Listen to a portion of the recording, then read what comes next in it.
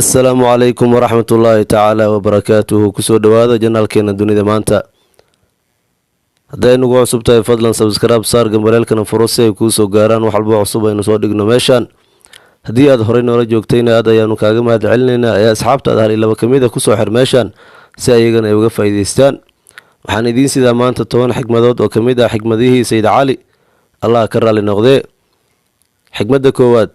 qofka hadalkiisu farabato waxa farabata gafafkiisa iyo khaladaadkiisa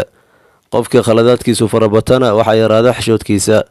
qofka xishoodkiisu yaraadana waxa yaraada xalaal cunidiisa qofka ya xalaal cunitaankiisu yaraatana waxa dhinta qalbigiisa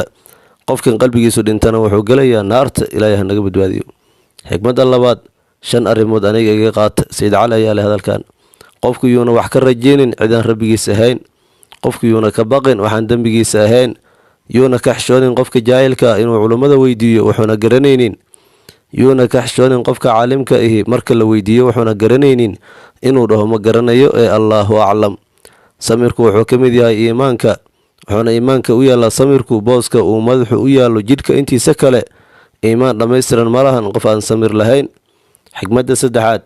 qof aqli leh oo aan edeb lahayn waa sida ruux geesi ah oo aan hubeysanin xigmada afaraad waxa khayr malahan aqrinta quraanka hadii aadan u fiirsanaynin macnaha quraanka waxa khayr malaha cilmi aan xalaal cunid ku jirin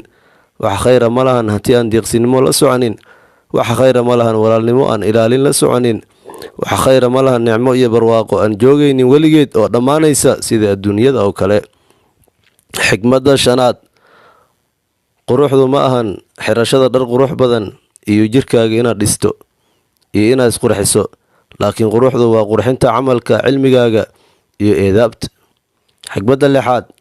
cadaga ugu weyn ee nabi maxamed sallallahu alayhi wasallam waa kan caasi ku noqda ilaahay حتى هدي uu kamid yahay ehelkiisa ugu dhow nabiga sallallahu alayhi wasallam xigmada todobaad taqwada iyo alla ka cabsigu waxa weeyaan cabsi laga cabsado Allah jaliilka ah iyo in lagu amal falo wuxuu rabbi soo dajiyay iyo ku qancitaanka wax yar oo haysato iyo u diyaar garowga loo diyaar garoobo maalinta qiyaamaha ee dhibaatada iyo xisaabta badan xigmada sideedaad ma aha wanaaga iyo khayrku inay farabadato hantidaada iyo awlaadaada laakiin khayrka iyo wanaagu waa inuu farabato cilmigaaga oo uu farabato dulqaadkaagu dadkana aad ku baraarujiso cibaadada rabbigaaga xigmada sagaalaad in yar samir culays iyo cidhiidhi kaste waxaa ka dambeeya fudeed iyo raaxo shay kastana wuxuu leeyahay waqti iyo maamul xigmada tobanaad waa mid ugu dambayso waxaa iimaan doona xilli sheekhiinu uu yahay dambiile aqoon-yahankiinu uu yahay munaafaq kiina yari uusan ixtiraamaynin kiina weyn midkiina lacagta haystana uusan saacidaynin midka baahan